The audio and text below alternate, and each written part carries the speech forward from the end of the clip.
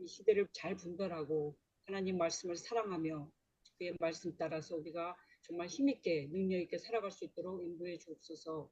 공부를 하는 가운데 또 논문을 쓰고자 하는 분들, 그리고 하나님 말씀을 사모하며 갈급하는 심령들 위해 주께서 함께해 주시고, 무엇보다도 총장님께 은혜를 베풀어 주셔서 이런 모든 것들을 잘 관리하시고 감독하실 때 하나님의 놀라운 능력과 은혜가 충만히 임할 수 있도록 함께하여 주시옵소서. 아멘. 시간에도 함께해 주시옵기를 간절히 비올 때 기도 올려옵나이다. 아멘. 아멘. 아멘. 예. 네, 이제 여성의 눈으로 성경 시즌 3가 되는데요. 저번 때 왜 그 막달라 마리아 그거 제가 답 안 해드렸나요? 예, 안 해드렸습니다. 네네. 그래서 왜 이거를 이따가 끝나고 나서, 그리고 이건 처음부터 하면은 재미없으니까요. 끝나고 나서 말씀드리도록 하겠습니다. 네, 강의 목표는 사실 여러분들도 다 아시다시피 성경은 다 남성들이 읽어 왔습니다. 만인 제사장서를 외쳤던 종교개혁 시대에서도 종교개혁자들도 성경은 다 남성들이 읽었습니다. 지금까지도 여전히 남성들의 신학적인 담론들이 다 거의 다 주류를 이루고 있는 상황이고요. 그런데 이제 이 사람이라는 것은 관점이거든요. 경험을 통해서 자기 관점이 형성되고 가치관이 형성되고 세계관이 형성되기 때문에 우리가 어떤 사물의 위치를 봐도 어떤 정면으로 봤을 때, 옆으로 봤을 때, 아래에서 봤을 때, 위에서 봤을 때 다 그 관점에 따라서 사물이 다르게 보이듯이 그게 다양한 가운데서 우리가 더욱더 풍성한 해석을 할 수가 있거든요. 그래서 지금까지 좀 남성의 눈으로 본 것에 대해서 문제를 제기하고 너무 편협됐다 이렇게 보고, 여성의 눈으로 성경 속 특히 여성 인물들을 해석함으로써 인간관계가 어떻게 신앙하고 연결되는지. 왜냐하면은 예수님이 우리에게 주신 세 계명이요, 서로 사랑하라거든요. 그래서 기독교는요, 이웃 사랑이에요. 그래서 관계적 신앙이 중요합니다. 근데 사실 교회는 지금까지 좀 하나님과의 그 수직 관계는 되게 강조했는데 사람과의 관계를 잘 정립을 못했어요. 서로 사랑하라는 계명을 갖고 있음에도. 그래서 저는 이런 관점을 생각하면서 이 신앙이 관계 어떻게 연결되는지 그런 것들을 좀 살펴보겠습니다. 그리고 특히 이제 여성 하나님의 은혜와 도전이 무엇인지 살피고, 궁극적으로는 저는 그래요. 남성의 성경이니까 틀린 건 아니에요. 그런데 여성의 성경 읽기도 함께 균형을 이뤄야 비로소 어떤 그 하나님이 주신 그런 뜻이 정말 균형적, 결국은 인간성 회복, 하나님 형상 회복을 추구할 수가 있다. 이런 것이 제 강의 목표가 되겠습니다. 자, 강의 내용은 사라와 하갈, 야곱과 레아와 라헬, 또 모세 살리기 프로젝트, 또 드보라 사사, 다윗 왕가를 일으키 이방 여자 룻, 에스더, 브리스길라, 베베 집사 이렇게 다뤘습니다. 그래서 첫 번째는 사라와 하갈, 야곱과 레아와 라헬, 모세 살리기 프로젝트 여기까지가 1부가 되겠고 4, 5, 6, 7은 이제 2부에서 하게 되겠습니다. 네, 사라와 하갈의 하나님, 찾아오시는 하나님에 대해서 말씀드리겠습니다.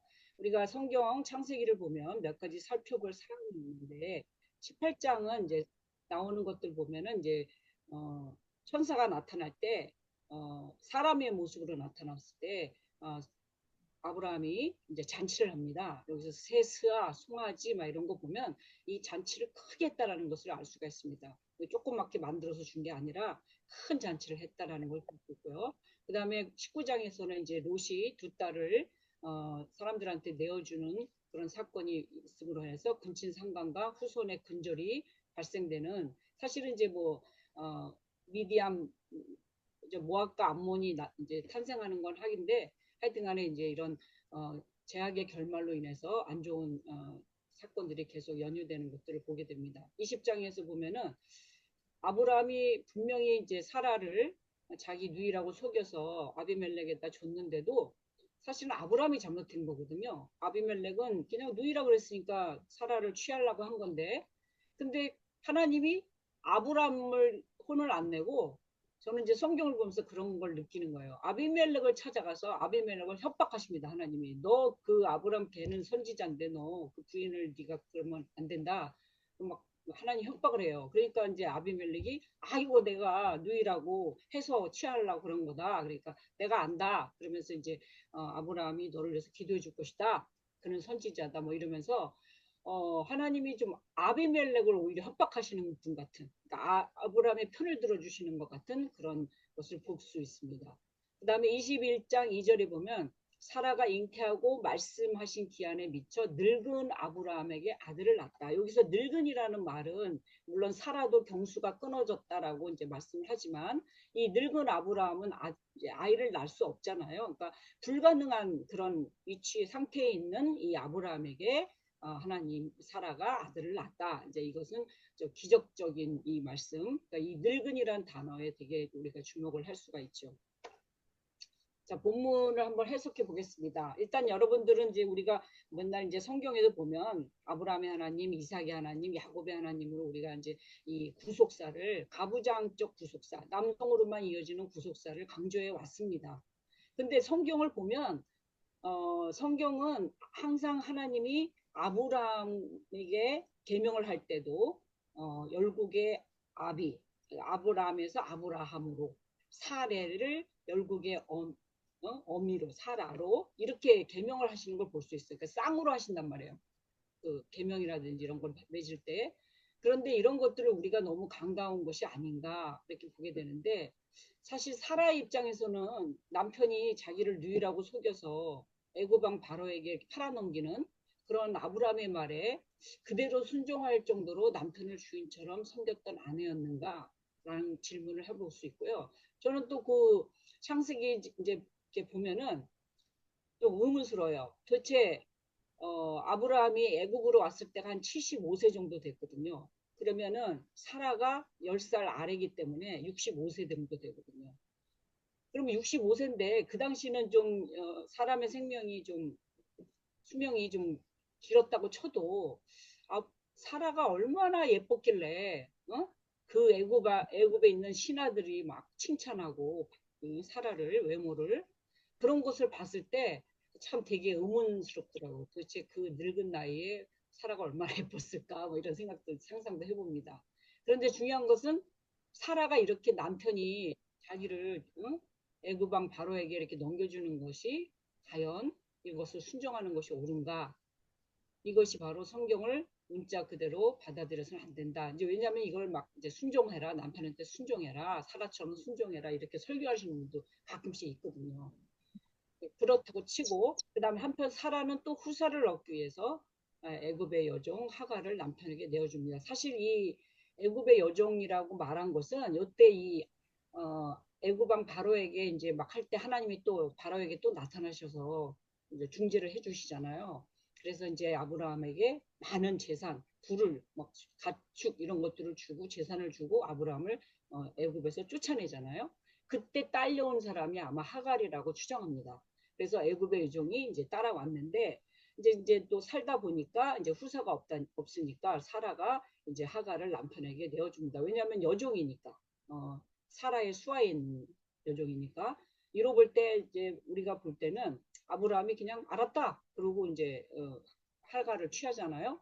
근데 이제 아브라함이 되게 줏대가 없어 보이고 무책임하고 비겁한 남자 주인 같이 보여요. 그 당시에 여성의 몸은 남성의 컨트롤 아래에 있었어요. 그러니까 남성들이 마음대로 여성의 몸을 함부로 했어요. 그러니까 이런 것들을 볼 때 대단히 그 하갈은 비자발적인 임신을 하게 되는 그러니까 어떻게 보면은 남자 주인 그냥 성추행을 당한 이런 입장이 될 수가 있죠. 그래서 사례는 또 그 다음에 이제 하갈이 임신해가지고 사라를 막 무시하니까 하갈이 사가를 무시하니까 사라가 질투에 휩싸여가지고 막 갑질하죠. 막 학대를 하죠. 그래서 하갈이 막 이제 도망가는 그런 것들을 우리가 알 수가 있습니다. 그런데 이제 우리가 아브라함과 사라는 한 몸이라는 거예요. 한 몸이라는 걸 어디서 알 수가 있냐면 창세기 15장 4절에 내 몸에서 날짜가 내 후사가 되리라 그러셨거든요. 있거든요. 그러면 내 몸이 아브라함의 몸만 말하는 게 아니에요. 왜냐하면 하갈이 난 아들 이스마엘은 후사가 되지 못하니까요. 그러니까 네 몸에서 날짜라고 할 때 네 몸은 아브라함과 사라의 몸이에요. 하나님은 아브라함과 사라를 따로 떼어서 보지 않으셨어요. 그래서 세월이 흘러서 이제 아브라함이 100세가 되고 사라가 90세가 될 때 하나님 약속대로 이제 하갈이 이제 출산하는데 이스마엘을 출산하게 되는데 우리가 지난번에 지난 시간에 시즌 2에서 했지만 이제 그 침묵 그런 13년을 지나서 이스마엘이 이제 이삭이 나니까 이스마엘이 나이 차이가 어떻게 되냐면 한 14살 정도 하여튼 14살 정도 차이가 날 거 아닙니까? 그리고 나서 이제 아브라함이 100세 때 된 거니까. 그래서 이 이스마엘이 그 어린 아이를 자기 그 조그마한 그러니까 아마 17년 정도 흘렀을 걸로 예상하고 이삭이 이제 젖도 떼지 않았을까 싶어요. 그때 이삭을 막 이렇게 희롱하고 하는 것을 사라가 보고서 저 여종과 이스마엘을 쫓아내라 라는 말을 하게 됩니다. 이때 사라의 말을 들은 아브라함이 이스마엘로 인해서 대단히 깊이 고심하고 있던 중에 왜냐하면 아들이니까 자기 아들이잖아. 자기 몸에서 났으니까.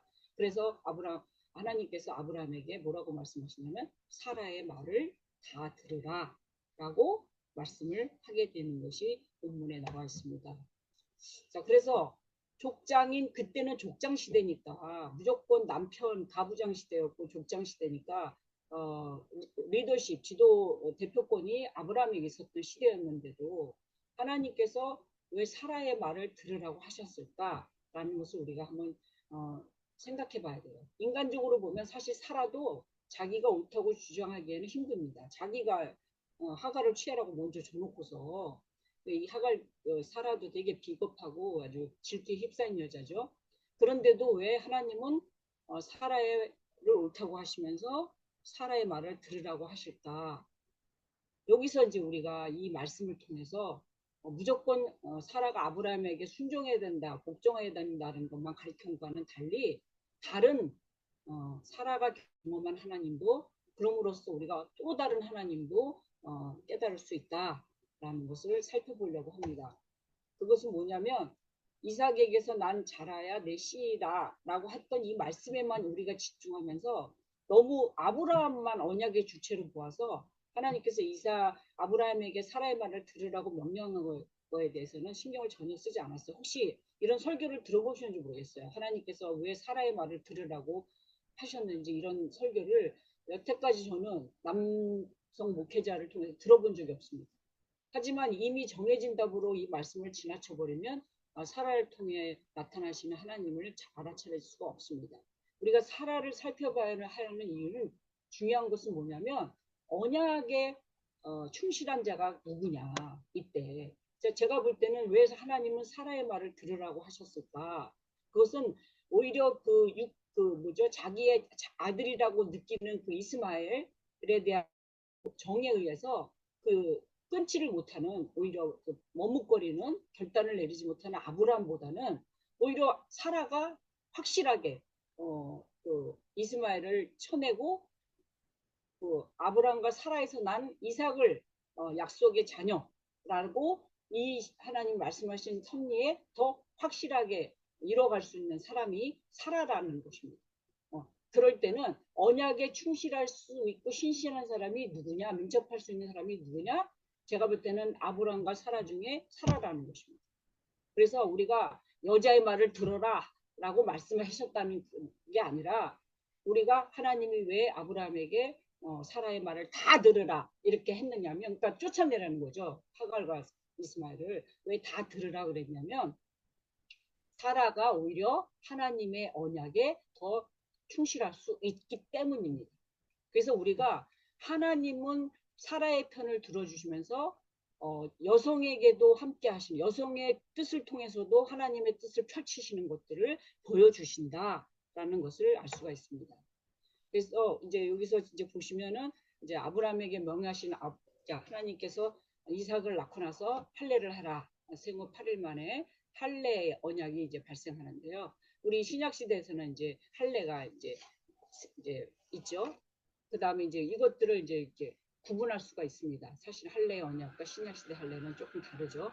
그 다음에 그리고 이제 신약시대 때는 이제 예수 그리스도로 인해서 이제 그 다음에 세례를 받게 되는 것이고요. 그 다음에 성경시대에서는 제법 늦게 젖을 먹였습니다. 그래서 우리가 사무엘도 젖되고 나서 엄마 한나가 엘리 제사장한테 애를 데려갔듯이 한 만 3세 정도로 추정하고 있습니다. 그때 당시 이스마엘은 17살, 그러니까 이제 한 4살 정도 차이가 나는 거죠. 침묵 13년 이후에. 그 다음에 이제 사라의 가시는 이스마엘입니다. 왜냐하면 사라는 침묵 13년 동안 13년 동안 제가 그때 지난 시즌 2에도 했지만 그 침묵 13년의 시간들은요, 하나님만 침묵하신 시간들이 뿐만 아니라 누구에게든지 다 갈등과 번민의 좌절의 시간이었어요. 왜냐하면 이스마엘이 탄생하고 나서 아브라함과 하갈이 이제 같이 있을 때 사라는 혼자 떨어져 있게 되거든요. 연관이 없습니다. 그럴 때 이 사라는요 엄청 힘들었을 겁니다. 이것들을 한번 생각해 보면 저도 이제 아기를 낳고 뭐 이런 것을 경험할 때 보면 제가 이제 딸만 둘 낳았잖아요. 그래서 우리 집안은 좀 시아버님이 이제 이북에서 오셔가지고 아들을 손주를 되게 원하셨었거든 그 당시에. 근데 기도를 해도 하나님이 아들을 안 주셨는데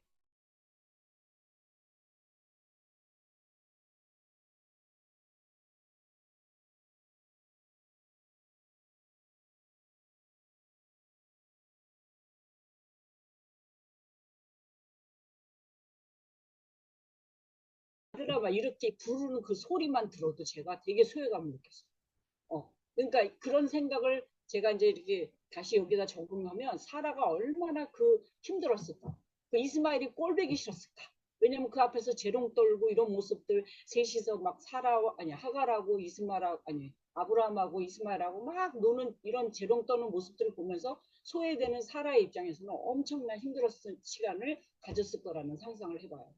그래서 성경은 참 신기하게도요. 이 하갈을 떼어내기 위해서 어떻게 얘기를 하냐면 애굽의 여인 하갈의 소생인 장자 이스마엘 이렇게 이스마엘을 표현합니다. 그러니까 아브라함의 아들이라고도 하지만 이 성경 저자는 애굽의 여인 하갈의 소생이라고 얘기해줘요.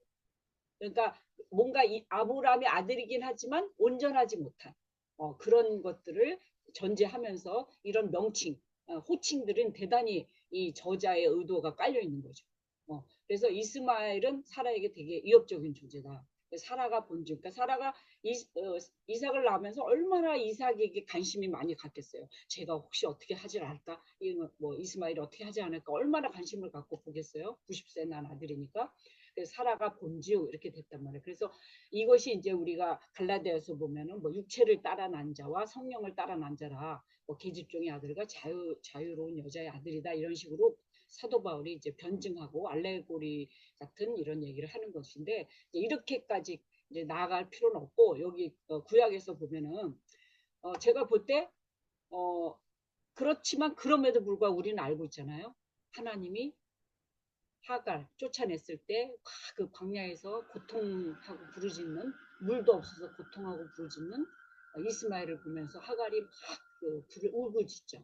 그때 하나님이 찾아오셨다는 것을 우리가 알 수 있잖아요. 그러니까 하나님은 족장 시대에 아브라함에게만 나타나시는 게 아니라 이렇게 이방 여인 그리고 신분이 천한 여성인데도 하나님이 이 여성에게 찾아왔었다는 것은 대단히 중요한 것입니다. 저는 그래서 이 하갈에게 찾아오신 하나님, 그래서 하나님이 나를 감찰하셨다. 엘렐로이 뭐 있죠? 그 말씀 생각이 안 나는데 하여튼 하갈을 찾아오신 그 하나님을 통해서 낮은 자에게 임하시는 하나님, 즉 예수 그리스도의 예표를 우리가 보게 됩니다. 그 다음에 근심하고 되게 섭섭해했을 아브라함을 상상해 볼 수 있어요. 왜냐하면 이스마엘도 아들이잖아요. 어쨌든 간에. 그런데 쫓아내라고 하시니까 하나님이 얼마나 섭섭했을까 이런 상상도 해보게 됩니다.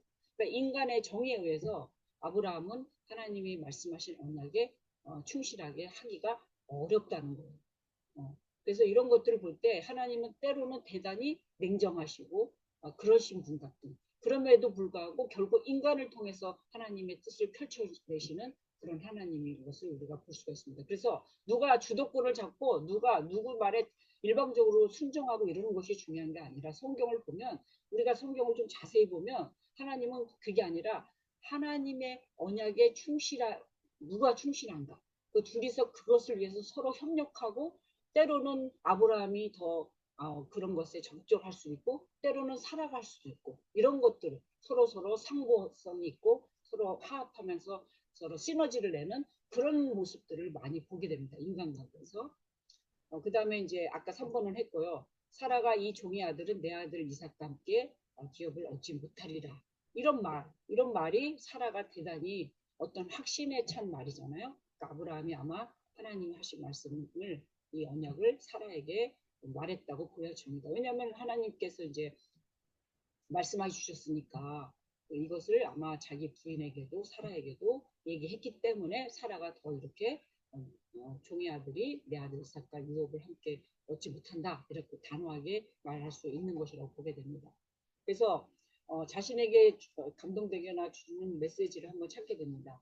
우리가 믿는 하나님은 아브라함을 통해서 언약을 이루어 가시는 하나님인 동시에 정 때문에 갈등하며 주저했을 아브라함보다는 하나님의 더 언약에 충실할 수 있었던 아내 사라의 편에 계시는 분이시다. 따라서 아브라함의 하나님만 아니라 하나님도 진리이며 하가를 찾아 만나주신 하나님도 두루두루 살펴서 구속사뿐만 아니라 인간관계의 갈등과 삶의 외환 가운데 찾아오시는 그 은혜의 하나님을 더욱더 깊이 넓고 깊이 알아갈 수가 있다. 그래서 성경에 나오는 인물을 남성들만 볼 게 아니라 여성들도 함께 두루 살펴서 그들 가운데 역사하시고 만나주시고 은혜를 베풀어 주신 하나님을 드러내시잖아요. 그런 하나님도 우리가 찾아야 더욱더 크신 하나님을 깊고 넓게 우리가 알아갈 수 있다라고 보게 됩니다. 자, 그래서 현대 적용을 위한 질문들. 자, 아브라함이 늙고 사라의 경수가 끊어져서 비로소 말씀대로 성취되는 이 이삭의 잉태를 우리가 어떻게 해석할 수 있을까? 이거는 설명할 수가 없죠. 예. 믿음과 기적의 관계 이런 것들. 그 다음에 사라가 내게 이런 말을 다 들으라. 오늘날 너무 교회에서 남성 헤드십 이걸 강조하는 이런 시대 속에서 본문에서 간파되는 하나님은 어떤 하나님이시며 현재 자신이 믿는 하나님은 과연 어떤 하나님이신가 우리가 한번 성찰해 볼 필요가 있습니다. 그리고 우리말 성경에서의 좀 문제점이 뭐냐면 우리말은 거의 다 그러니까 히브리어나 헬라어나 영어는 다 성수가 분명하거든요.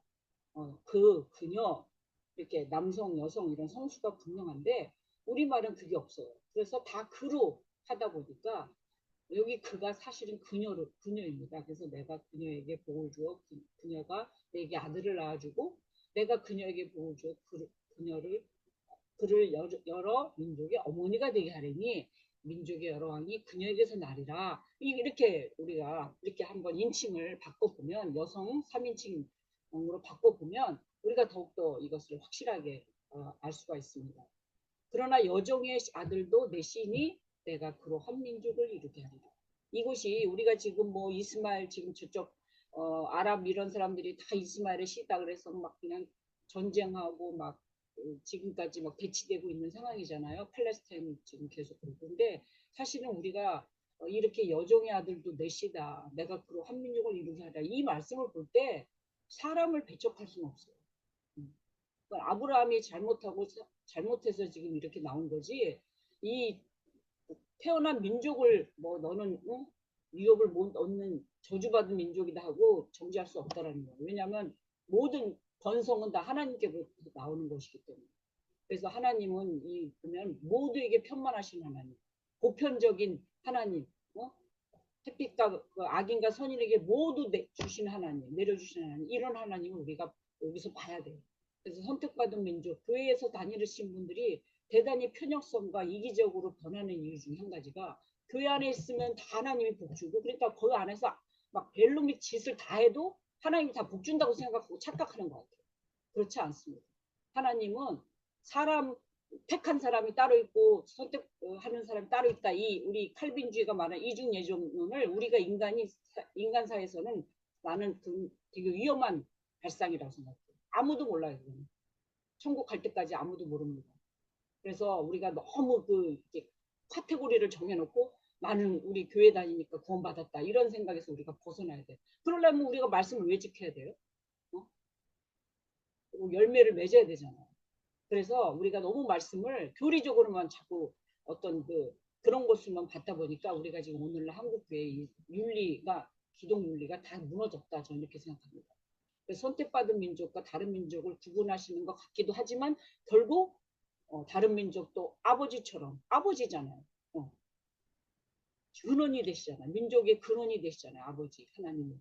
그래서 돌봐주시는 그 하나님을 우리가 오늘까지 이어오는 이스마엘과 이삭의 전쟁을 보면서 어떻게 이해해야 하는가 그런 것들을 우리가 생각해 볼 수가 있습니다. 그리고 우리가 이제 이번 요거 다음에 야곱과 레아와 라헬을 보겠지만 거기서는 비라나 실바 같은 여종의 자식들은 다 이스라엘 12지파에 포함시키잖아요. 근데 왜 이삭은 되고 이스마엘은 안 되는가? 그러니까 이스마엘은 왜 안 되냐 이거. 야곱의 12아들은 종에 난 아들도 다 지파로 이스라엘 지파로 편입되는데 그러니까 이런 것들이 우리가 성경을 보면서 의문을 가질 수 있게 되는 거예요. 근데 우리가 여러분들 다 아시다시피 마태복음 1장에 보면은 예수님의 족보에서 보면 유대 단일 민족으로만 이 예수님의 족보가 이루어진 게 아니야. 이스라엘 유대 민족의 족보가. 우리가 아까 나중에 이제 룻도 보겠지만 다 이방 사람하고 다 섞여서 이게 지금 유지되는 거잖아요. 그러니까 이런 것들을 볼 때 우리가 성경을 보면 정말 큰 물줄기 같은 것들을 볼 수 있어야 된다 이렇게 생각을 합니다. 자, 여기까지는 이제 또 있네. 자, 아브라함의 아들 애굽 여인 하갈의 아들 이스마엘을 쫓아내신 하나님과 이거 아까 지금 얘기한 거고요. 그 다음에 이제 이거는 이제 별개의 문제지만 소돔과 고모라에서 롯이 아브라함의 조카 롯이 항상 우리가 사사기에도 그렇고 여자들을 그렇게 딸들을 그렇게 성적 파트너로 내어주는 이런 것들 그것도 지금 롯의 두 딸이 정혼한 사유들이 있잖아요. 정혼한 상태인데도 불구하고 그 손님을 지켜주기 위해서 그렇게 딸들을 이렇게 내어주는 그런 가부장 시대, 완전히 여성의 성을 함부로 착취하는 그런 시대라는 것을 우리가 얼마나 여성들이 성적으로 불리했는지 그것들을 제약으로 보지도 않았던 그런 시대라는 것을 우리가 볼 수가 있습니다. 자, 성경을 보는 이중잣 때 우리가 약속의 자녀, 이방인 이런 것들, 그 다음에 이제 모세는 어떻게 아브라함과 사라 하갈의 이야기를 이렇게 창세기에 쓸 수 있었을까 이런 것들을 한번 생각해 보게 됩니다.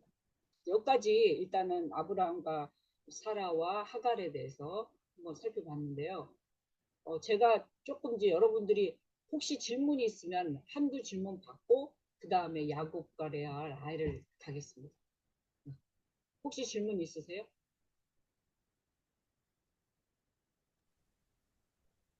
동의가 안 되신다든지 이런 거 혹시 없으세요?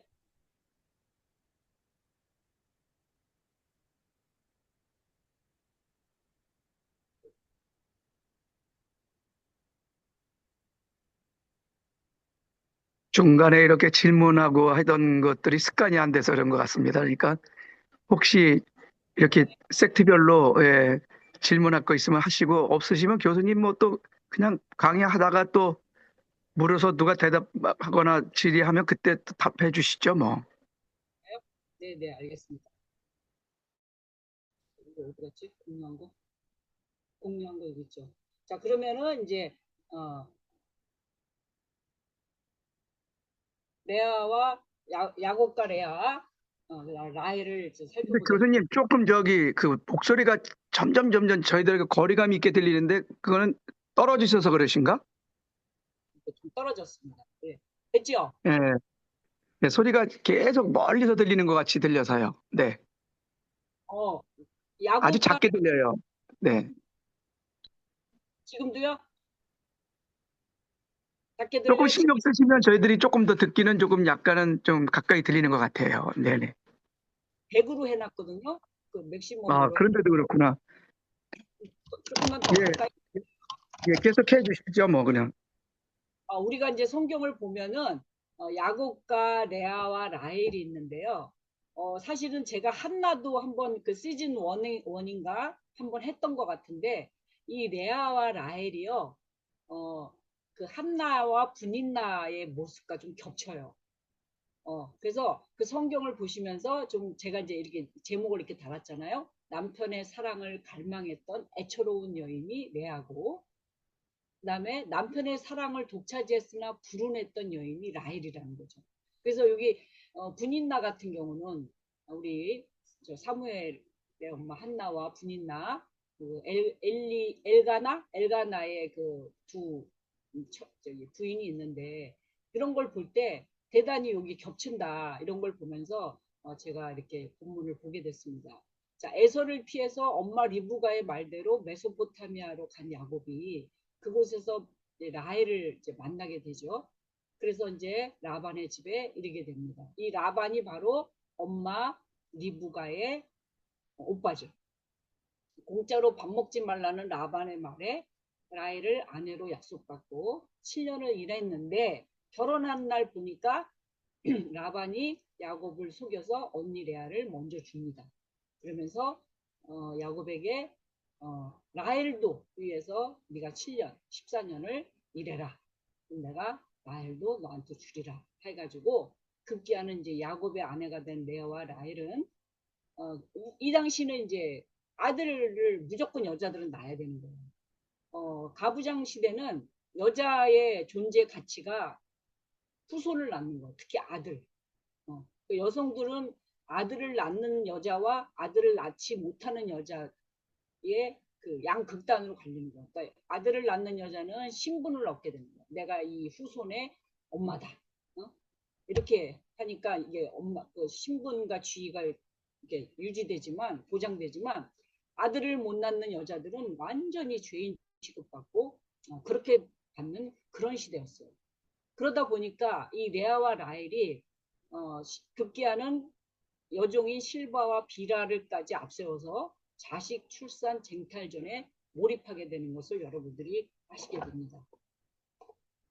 그런데 중요한 신학적 주제는 친족혼이라는 거죠. 친족혼. 왜냐면은 지금 아까도 얘기했지만 부두엘 그러니까 라반은 참 부두엘과 리브가가 참 오누이 관계죠. 그래서 부두엘의 아들 라반의 딸 잠깐만요. 부두엘이 아버지고 라반이 오빠고 리브가 그러니까 야곱의 엄마 리브가가 이제 여동생이죠. 그런데 이 라반의 딸은 레아와 라헬인데 친족혼이잖아요. 그렇죠? 엄마 그 삼촌의 딸들하고 결혼한 거니까. 그러면 우리랑 지금 오늘 세대랑은 완전히 다릅니다. 그 이스라엘의 그 결혼 문화가. 그래서 우리가 성경을 보면요. 이걸 다 적용할 수가 없는 거잖아요. 그렇죠? 그래서 친족혼이 성행했다. 그래서 왜 우리 아브라함이 이삭의 신부감을 찾을 때도 마찬가지잖아요. 너는 그 우르 뭐죠? 메소포타미아 글로 가라. 이게 아브라함의 그쪽 저기거든요. 그러니까 그쪽으로 가서 한 거잖아요. 그러니까 그 당시에 이스라엘은 친족혼이었다. 그런데 제가 관심 갖는 거는 연애혼과 중혼입니다. 중매혼. 근데 지금 우리가 봤을 때 우리가 창세기에 하나님이 최초의 중매자잖아요. 아담에게 하와를 하나님이 만들어셔서 이끌어 오셨잖아요. 그러니까 최초의 중매자는 하나님이시잖아요. 그래서 최초의 그 결혼 모델은 중매잖아, 중매. 네. 그런데 하여튼 간에 이제 이 성경에도 보면 연애와 중매가 함께 있었다라는 것을 알 수 있는데 이 야곱이 이 라헬을 보자마자 대단히 마음에 끌렸죠. 그래서 라헬을 연애했고 연애했다 이렇게 성경에 나와 있습니다. 그런데 사실은 뜻하지 않게 이제 레아와 첫날 밤을 보냈으니까 레아는 중매혼으로 간주되고 라헬은 연애혼이 되는 이런 것들을 보게 됩니다. 그리고 이제 이 합한체가 뭐냐면 요게 이제 아마 가지가에 속하는 만드라고라의 작고 노란 열매인데 요 즙이 인간의 번식력을 강화한다라는 그때 미신이 널리 퍼져 있어서 라헬이 요 합한체를 언니 레아한테 막 주면서 합한체를 달라고 하면서 루벤이 이거를 이제 가져왔는데 이걸 달라고 그러면서 야곱을 레아에게 주죠.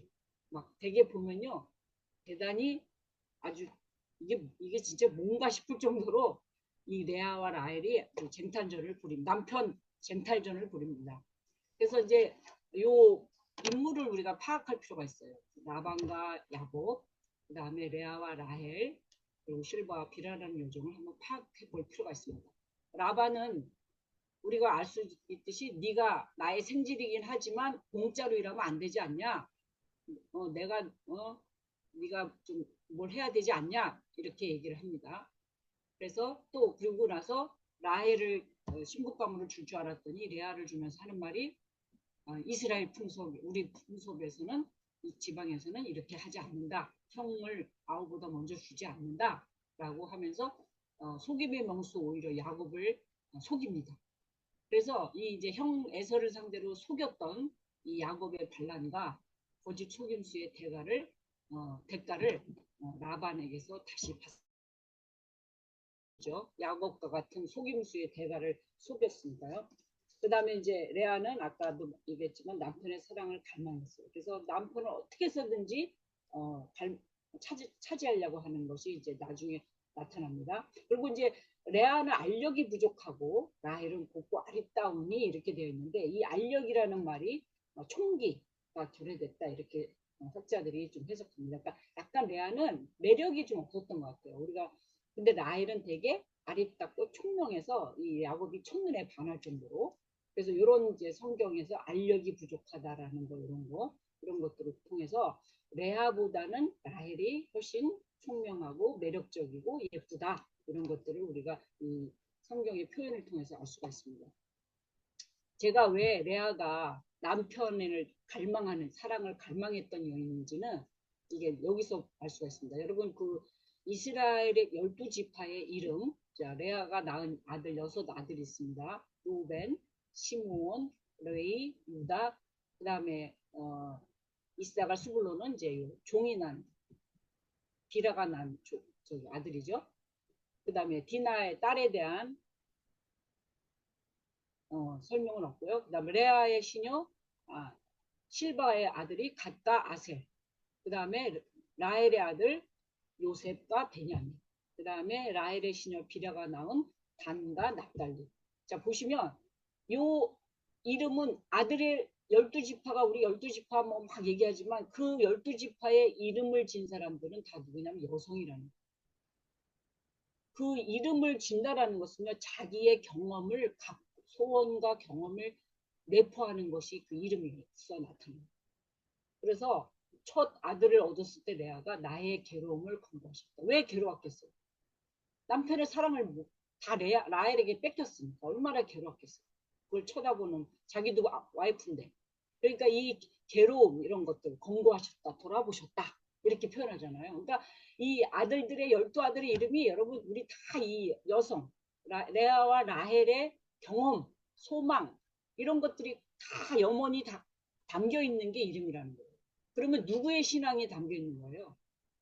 여성의 신앙이 담겨 있는 거예요. 그래서 우리는 자꾸 남성 위주로 이렇게 사람을 보지만 이런 걸 볼 때도 우리가 좀 자세하게 볼 필요가 있어요. 그 다음에 시므온은 이름이 뭐냐면 나의 총이 없음을 들으셨다. 이제서야 하나님이 내가 남편에게 사랑받지 못함을 갚아주셨다. 이렇게 표현하잖아요. 그러니까 이 레아가 이름 짓는 걸 보면 얼마나 레아가 남편의 사랑을 갈망하는지 우리가 알게 되잖아요. 이름을 짓는 데서. 그 다음에 이제 남편이 나와 연합하리로다. 이게 레이. 그 다음에 유다는 내가 이제서야 여호와를 찬송하리로다. 그 다음에 하나님이 내게 값을 주셨다. 이제는 그가 누구야? 야곱이잖아. 나와 함께 거하리라. 그러니까 이 레아는 이 야곱의 사랑을 갈구하는 여성인데 아주 끝까지 갈구하는 그런 여성이죠. 그 다음에 이제 요 시녀가 낳은 갓과 아셀 이제 뭐 나를 기쁜 자라 하리로다 복되도다 이제 이렇게 표현했고요. 그 다음에 이제 이 라헬 같은 경우는요. 남편의 사랑은 듬뿍 받았는데 부끄러움이 뭐였냐면 아들을 못 낳았던 거잖아요. 그러니까 요셉을 낳을 때 나의 부끄러움을 하나님이 씻으셨다. 그러니까 자기의 핸디캡을 씻었다 이거죠. 그러니까 레아와 라헬의 핸디캡이 다 달라요. 레아는 남편의 사랑이 없는 게 핸디캡이었고 라헬은 아들을 못 낳는 게 핸디캡이었던 거죠. 그래서 나의 부끄러움을 씻었다. 또 베냐민을 낳으면서 이제 베노미 하면서 이제 하면서 이름이 베냐민이 된 거잖아요. 그래서 이 라헬을 낳으면서 죽었으니까 이때는 이제 베냐민이 이름이 된 거죠. 그래서 이 라헬의 시녀가 비라가 난 아들은 단과 납달리. 그러니까 이 라헬은 형이 뭐냐면 레아죠. 레아와 경쟁해서 내가 크게 이겼다. 이게 뭐냐면 아들을 낳기 쟁탈전에서 내가 이겼다. 그러니까 이런 표현들에서 이 레아와 라헬이 무엇을 경험했고 무슨 핸디캡이 있으면 무슨 소원을 갖고 있는지를 우리가 이름 짓는 데서도 알 수가 있다. 하나님이 나의 소원을 들어주셨다. 이런 것들을 표현한 것들을 보게 됩니다. 자, 그래서 저는요, 이런 걸 보면서 왜 하나님을 자 보세요. 야곱이 레아를 사랑하지 않고 라헬을 사랑했다는 것은 설명을 할 수가 없어요. 사람이 설명을 할 수가 없어요. 그냥 끌리는 거예요. 그건 남성과 여성이 끌리는데 무슨 이유가 있어요? 끌린다는데. 그렇지만 사랑을 못 받는 레아, 자기도 부인인데 레아가 사랑도 못 받는 입장에서는 진짜 너무너무 이렇게 절망스러운 얘기잖아요. 그리고 어, 거기 성경에 이렇게 표현합니다. 레아는 총이 없으므로 하나님께서 태를 여셨다. 그렇게 표현하고요. 라헬은 야곱의 총애를 받기 때문에 하나님이 태를 닫으셨다. 이런 말도 있습니다. 성경 창세기에. 그래서 제가 이걸 보면서 느끼는 게 하나님이 태를 열고 닫고 다 하시네. 하나님이 어떻게 조종하시네. 이런 생각이 들지 않아요? 그러니까 라헬은 남편의 사랑을 못 받으니까 하나님이 태를 여셨고 라헬은 야곱의 사랑을 듬뿍듬뿍 받는 대신에 하나님은 태를 닫으신 거예요. 그래서 사람의 이 외모, 아까도 보면 레아가 뭐 알력이 부족하다, 총기가 없고 라헬은 예쁘다, 뭐 그렇게 됐는데 이런 외모, 이런 것도 다 타고나는 거잖아요. 그래서 외모와 성격, 능력, 그리고 남편의 사랑까지도 어떻게 보면 주무르시는 그 하나님에 대해서 조금 생각을 하게 돼요. 야, 이거는 어쩔 수 없는 거. 인간이 어쩔 수 없는 거. 근데 다 결핍을 갖고 있어요. 누구나. 저는 이런 성경을 보면서도 여성들끼리 되게 경쟁하는 거 많잖아요. 교회에서도. 그래서 저는 여기서도 되게 교훈을 얻은 게 뭐냐면요. 하나님이요. 누구에게는 일단 이만한 은혜를 주시고 어떤 사람이 요만한 은혜를 주시는 게 아니에요. 사람마다 다 자기가 감당할 만한 은혜를 주시는데 다 다르게 주실 뿐이고 저 사람은 저게 많은데 왜 나는 없지? 하지만 반대로 내가 많은 것은 저 사람이 없더라고요. 그래서 저는 항상 우리가 눈을 볼 때 질투하거나 이러지 말고 그냥 하나님이 알아서 주시는 거거든요. 그래서 그 주신 만큼 내가 어떻게 감사하면서 그러나 그 결핍에 대해서는 내가 어떻게 하나님과의 관계 속에서 편히 기도하면서 내가 그 핸디캡을 뛰어넘는 신앙으로 뛰어넘는 그래서 하나님과의 관계를 계속 유지하면서 의지하면서 가는 게 이게 신앙인 거예요. 그러니까 하나님은 그 결핍이 근데 나쁜 게 아니더라고요. 그 결핍을 통해서 내가 하나님께 더 가까이 가게 되고 하나님을 찾게 되고 그래서 이런 것들을 볼 때 우리는 우리에게 주어진 것들만 가지고 뭐 축복 받았네, 맞네 이게 아니라 정말 축복은 뭐냐면요. 내게 있는 핸디캡도 축복으로 변할 수가 있다는 거예요. 어떻게 내가 그것을 신앙적으로 어떻게 그것을 해석하고 받아들이고 헤쳐나가느냐에 따라서 하나님이 그 결핍을 축복으로 바꾸시는 거죠. 우리가 한나도 마찬가지. 그 아들 못 낳는 그 결핍이 하나님의 관계 속에서 부단히 하나님께 의지하고 하나님을 찾고 하니까 나중에 하나님이 그 핸디캡이 오히려 한나의 자랑이 되고 하나님께서 나를 높은 데 두셨다 하고 자랑하잖아요. 그러니까 이런 것들 속에서 우리가 신앙이란 과연 무엇인가? 주어진 것만으로 우리가 신앙을 말할 수 없다. 무궁무진하신 하나님, 기적, 그러니까 인간의 생각과 모든 것을 뛰어넘는 그 하나님 앞에서 우리가 좀 더 이런 내가 갖고 있는 핸디캡 이런 것들도 다시 해석해낼 수 있는 신앙적으로 그런 것들도 한번 생각하게 됩니다. 그래서 하나님은 왜 레아와 라헬의 경쟁을 부추겨서 12아들을 낳도록 했고 또 여종들의 아들들까지도 다 이렇게 12아들로 편입할 수 있도록 하셨습니다. 이스마엘하고 좀 반대죠. 이스마엘은 쫓아내놓고서 그 다음에 레아가 낳은 아들 중 유다는 다윗과 예수 그리스도의 조상. 근데 이제 사실 아이러니한 게 레아가 낳은 아들 중에 유다가 바로 다윗과 예수 그리스도의 조상이 된다는 거죠. 그것이 참 신기하죠. 라헬의 아들이 그게 된 게 아니라.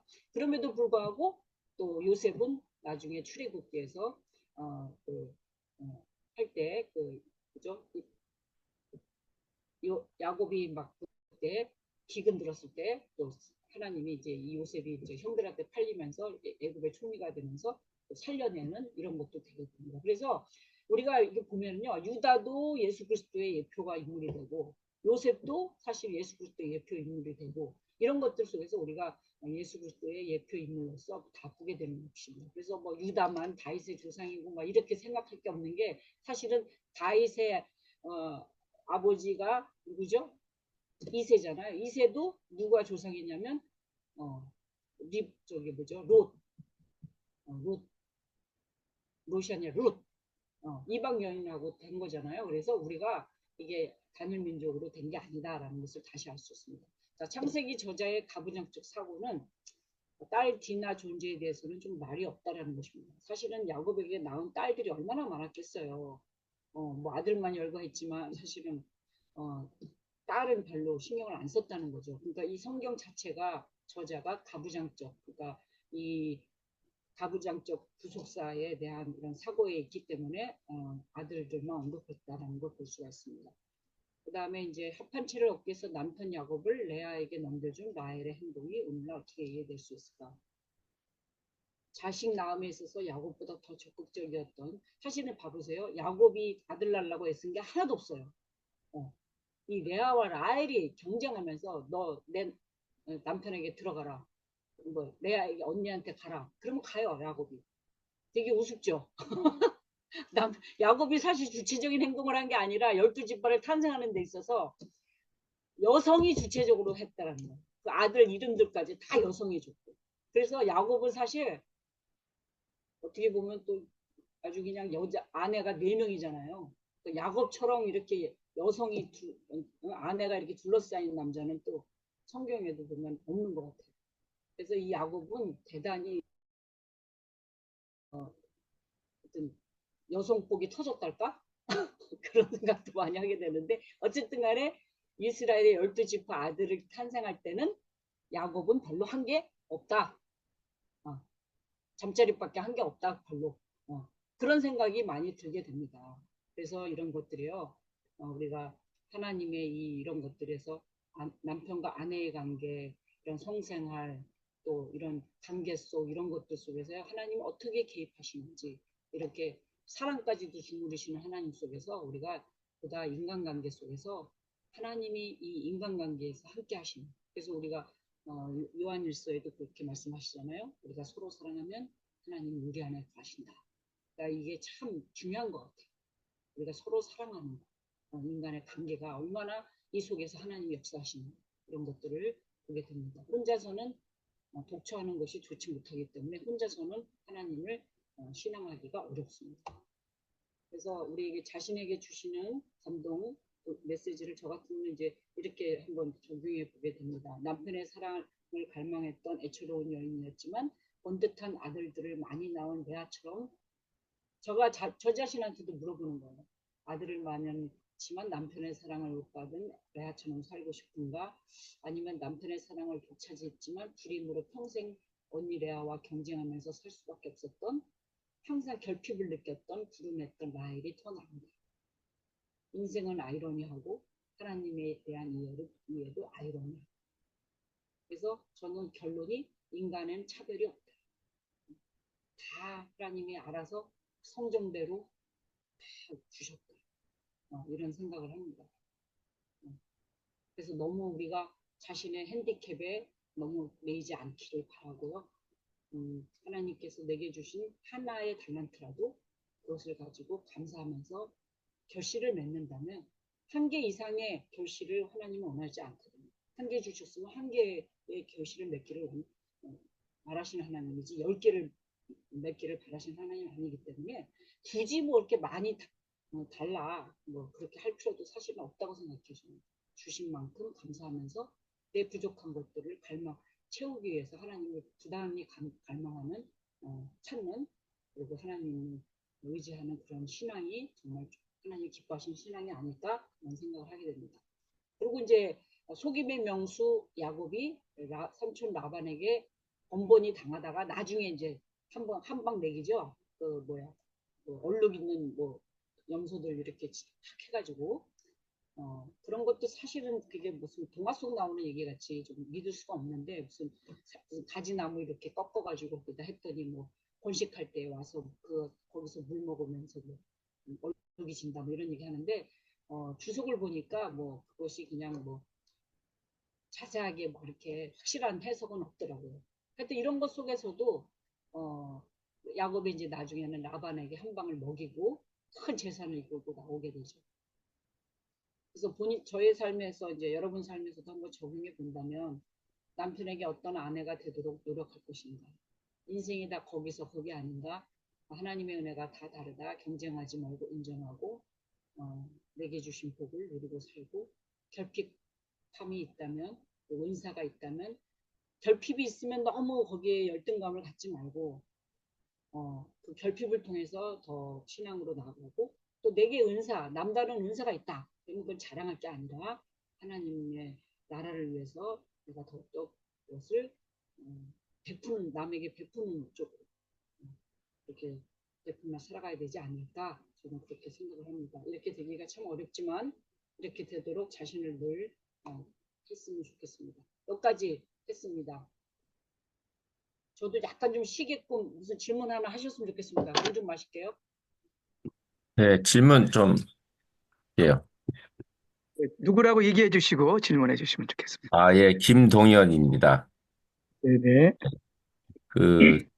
뭐, 직접적인 연관이 있을 수도 있고 없을 수도 있는데, 이제 구약 시대와 신약 시대 때 이제 바뀐 것들이 좀 있는데, 그러니까 이 일부 다처제가 구약 시대 때는 하나님 허락하신 거잖아요. 그러니까 이스라엘 백성이 왕을 달라고 할 때, 그게 원하지 않았지만 허락하신 것처럼, 일부 다처제가 구약 시대 때 허락되었고 신약 시대 때는 이제 그 감독의 자격을 보면 한 아내를 둔 남편이라는 것처럼 신약 시대 때는 어쨌든 일부 일처제로 가는데 그러니까 우리 교수님 이제 여성 신학자로서 왜 구약 시대 때 이렇게 일부 다처제가 허락이 되었는지 왜냐하면 이제 이슬람권에서도 지금도 일부 네 명의 부인을 둘 수 있다고 생각하는 그 이유가 요즘은 이제 그걸 이제 합리화시키면서 그 당시에 사회 배경상 남편을 잃은 여자들이라든가 여자 혼자서는 살아갈 수 없는 환경이기 때문에 그들을 살아갈 수 있게 하기 위해서 했다라고 하는 것처럼 그렇게 이제 이야기하시는 분들도 있거든요. 구약시대 때. 그래서 어떻게 생각하시는지 교수님은 이것에 대해서. 너무 좋아요. 근데 지금 말씀하신 대로 하나님이 일부 다처제를 허락했다고 말씀하십니다. 그러니까 허락이 아니라 허용이에요. 왜냐하면은 하나님은 인간이 아니시기 때문에 인간의 문화 속에서 막 구구절절 이거를 막 허락하시고 너 이렇게 해라 하고 규범을 만드시는 게 아니라 아까도 얘기했지만 일부 시대에 그 당시 고대 근동에서 유행했던 것은 아까도 얘기했잖아요. 가부장 문화 시대에서 후손을 번성하는 것이 그 시대에 아들을 낳는 것이 그 시대에 중요한 이유였단 말이에요. 그러면 다처제가 왜 중요하냐면 여자가 아기를 낳게 하기 위해서 자꾸 후손들을 막 하기 위해서 일부 다처제를 허용한 거죠. 그러니까 이 성을 남성들 위주로 취하는 것으로 그 가부장의 성문화가 형성되다 보니까 일부 다처제가 형성될 수밖에 없고 중요한 것은 한 가지 있어요. 여성은 독립성을 갖지 못했고 경제적 독립성이 지금같이 없었단 말이에요. 사유재산권이라든지 권리가 없었잖아요. 남편에 의해서 여성의 권리가 인정되는 그런 시대, 가부장 시대였기 때문에 여성들은 사실 경제권이 없으니까 결혼을 통해서 먹고 살아야 돼요. 그러니까 되게 여성에게 불리한 시대였죠. 그러니까 여성이 아까도 얘기했지만 지위를 얻을 수 있는 방법이 결혼해서 아들을 낳는 거예요. 그러니까 애처롭죠? 여성들이. 능력과 이런 게 상관없어요. 그냥 애를 잘 낳으면 돼, 여성들은. 지금 뭐 라헬과 레아도 보면 뭐 라헬이 예뻐도 소용없어. 아들 못 낳아. 가부장 시대. 그래서 일부 다처제가 허용된 건데 우리가 말라기서 보면 하나님의 영이 유효하시더라도 하나를 원하신다. 이게 뭐냐면 이제 그 시대에 막 남자들이 막 가부장 시대가 되면서 이혼을 막 악용을 했어. 마음에 안 들면 그냥 다 이혼권이 또 남자들에게만 있잖아. 여자들은 권리가 없으니까 이혼을 여자들을 다 버리는 형식으로. 내가 좀 마음에 드는 여자, 저 여자 마음에 드네? 그러면 여자를 이혼 증서를 주고 버려버리는 거야. 그래서 예수님도 신약 시대에 너희가 마음이 남편이 완악해서 모세가 어쩔 수 없이 허용한 거다. 그러니까 허락이 아니에요. 허용. 그리고 아까 사무엘도 사무엘 시대 때 왕을 달라고 한 것도 허락하신 게 아니라 허용하신 거예요. 허용. 어쩔 수 없이. 인간이 악하기 때문에 그 시대에 하나님께서 그 시대적인 것들을 아시고 허용하신 거라는 것을 그 단어를 바꾸시면 됩니다. 허용. 허락이 아니라 허용이다. 그리고 아까도 얘기했지만 우리가 신약에서는 일부 일처제인데 여기는 왜 일부 다처제고 왜 이러나 그래서 우리가 성경을 보실 때 진리와 문화를 구분하실 수 있어요. 그 당시에 가부장 시대에서는 가부장적인 진리가 나오는 게 그건 진리가 아니에요. 관습이 통용됐다라는 것을 보실 줄 알아야 돼요. 그래야 우리가 성경에서 그것을 막 교리적으로 해석하지 않는 교리적으로 해석하는 누를 범하지 않게 됩니다. 그러니까 진리는 무엇이냐? 말 그대로 진리는 구약 시대부터 오늘 신약 시대에 이르기까지 또 앞으로 주님이 오실 때까지 절대로 변해서는 안 되는 게 진리예요.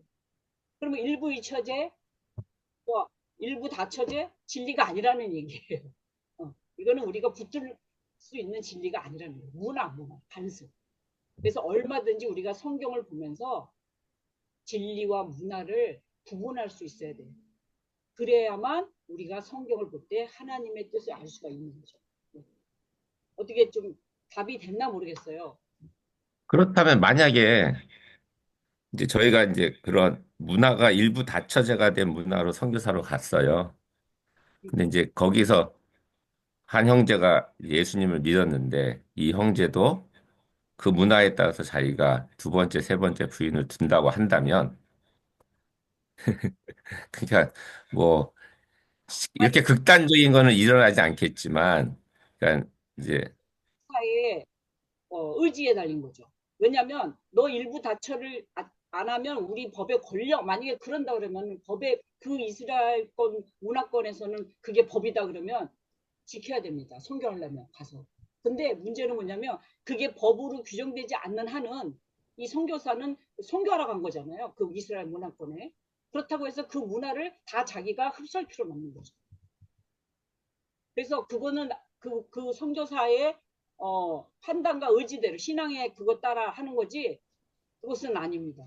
그 시대 이스라엘 문화권에서 일부 다처제를 원한다고 해서 그 선교사가 거기서 선교하러 갔는데 일부 다처를 받아들이면서 주인을 많이 얻는다? 그거는 좀 아닌 것 같아요.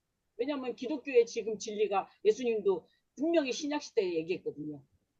하나님은 남자와 여자를 한 몸 되게 하셨다. 둘이 짝이다.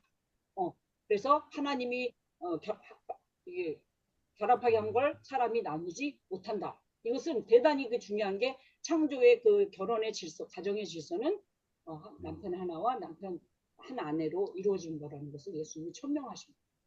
그래서 뭐 이런 예수님의 그 말씀 속에서의 그 중요한 것은 뭐냐면 성에 대한 어떤 나는 그래요. 그 당시는 여성이 불리했기 때문에 예수님 당시에 신약 시대에도 여성이 불리했잖아요. 가부장 시대잖아요. 여전히 이용권도 없었고 그러니까 자꾸 버려지는 그러니까 남성들의 행포에 의해서 버려지는 그런 것을 예수님이 창조 질서는 이런 게 아니야. 본래는 그렇지 않아. 하나님이 남자와 여자 아담과 하와를 세우실 때 한 남자와 한 여자를 세웠어. 둘이 하나로 짝을 이루어 주셨어. 동등한 짝이야. 너희가 이렇게 얘기해 주시면 선언하시는 거라고. 그러니까 우리는 그 기초 위에 서 있는 거죠. 그 질서 위에.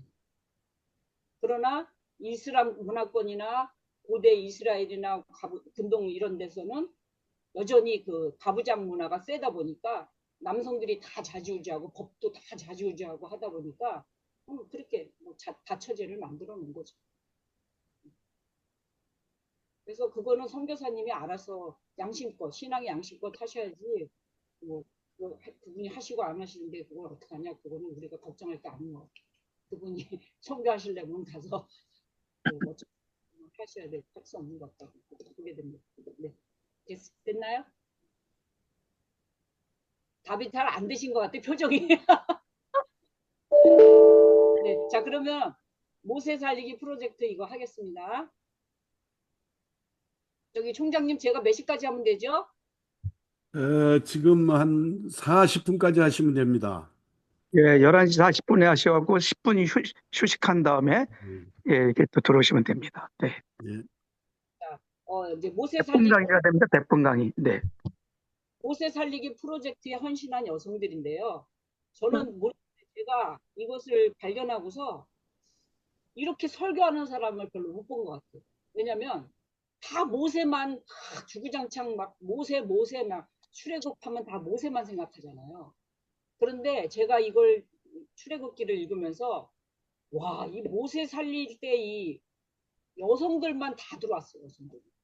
그래서 제가 오늘 요게벳, 누이 미리암, 히브리 산파 시보라 부하, 바로의 딸 시보라 이렇게 살펴보도록 하겠습니다. 일단 출애굽기는 70인경의 전통에 따라 엑소도스, 나간다는 뜻이죠. 제가 중학교 때 그때는 교회도 안 다녔을 때인데 제가 쉽게 영화를 보고 되게 충격을 받았어요. 아주 어안이 벙벙했던 영화였습니다. 쉽게 영화가 찰톤 헤스턴이 나오는 거. 근데 이제 이 출애굽의 사건이 언제냐를 두고 논란이 많습니다. 이게 이제 람세스 2세 때 한 것이냐, 1200 BC 1224냐, 아니면 1400 BC 1446이냐.